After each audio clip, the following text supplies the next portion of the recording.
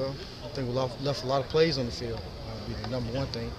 I think we had some opportunities to close some games out, and we didn't take advantage of that opportunity. You're a really young guy, basically just starting out your career.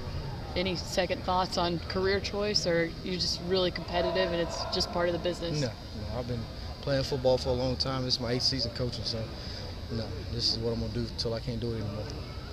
Just how much is taking risks? I mean, you guys kind of knew what the situation was coming in. Just how much is taking a risk part of coaching, part of the profession? Well, it's about being competitive. You know the success they didn't have the last couple of years. We thought we could come in here and make a difference, and obviously, we didn't get it done. So, as a competitor, you always want to look at a situation and feel like you can go in there and make a difference. And we did in some cases. We played some good defense at times, and sometimes we didn't. So, at the bottom line, we didn't get it done. That's what it comes down to. When looking back at all those plays left out on the field, can you pinpoint just exactly what went wrong? Well, I think some of it was confusion on the kids' part. Some of it was coaching, not putting them in the right position, and then some of it was just players not making plays. So it was a collective effort of why those plays didn't get made. Coach, how different has it been this week? I mean, just trying to get ready. Has it been tough? I mean, I know you're a young coach in your career. What's this like going through this?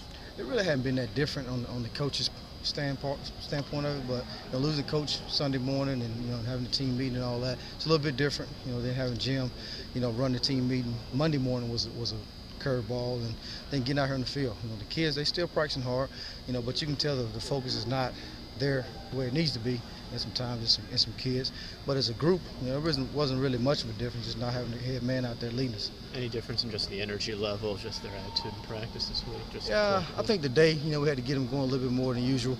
Some guys out there, kind of playing around and not focused, all the way through practice. And then there was some guys out there that are busting their tail trying to get better. So we got to make sure we smooth those guys out of here and get this win this weekend.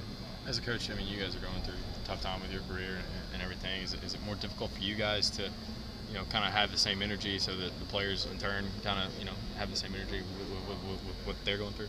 No. I mean, I bring the same energy every day, from a game plan standpoint, Sunday, Monday, Tuesday, Wednesday in that practice. So, I mean, I'm not changing who I am just because the circumstances out of my control. It's my job to go put the best product on the field Saturday, and that's what I'm focused on. So I'm the same guy.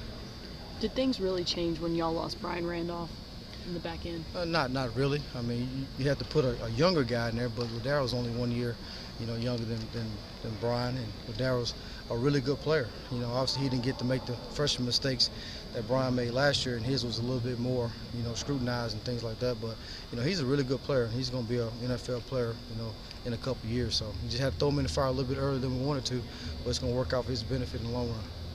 Just in hindsight, just making that whole switch, Coach, was it tougher than you thought going from the 4-3 to the 3-4? I mean, in the total package? No, I don't think so, because we're in the 4-3 a lot. When people spread us out, we're in 4-3 a lot. The only time we really played 3-4 for X amount of time was the Georgia game. We played it a lot. A little bit at the end of the South Carolina game. So we've been in 4-3 a lot, and it wasn't – the terminology was the biggest thing they had to get used to, and all the adjustments and checks. And, we didn't get it done this year, and hopefully the next guy that comes in here can get it done. When do you start focusing on what your next step is? I know you're trying to prepare for Kentucky, but it's got to be in the back of your mind a little bit of what is my future. Well, I don't worry about that. I mean, I'm a good coach. I know a lot of people in the business, so I'll land somewhere. Where, I don't know yet, but there'll be a lot of opportunities out there, and maybe I get opportunity to stay here. So I don't worry about things that I can't control. I just got to be ready when those opportunities come and be good in the interview and get another job. So. One more, guys. Derrick, in terms of that, you seem to say that you would be open to the possibility of being here. So under the right circumstance, would that be something that, with the familiarity here now, you would enjoy doing or you would like to do? Yeah, I mean, this is a great place. You got every resource here at Tennessee to do some of the things that the other schools that are top 10 that are ranked now. We just got to get the right foundation in here and get the right players in here to do the things that each side of the ball wants to do. And try to play to those strengths. And, you got the big stadium, you got the nice facilities, the new facility, over 100,000 people every weekend. The ball walk is probably the best pregame venue in college football. So you got everything you need to be successful here. Thanks, Coach. Thanks.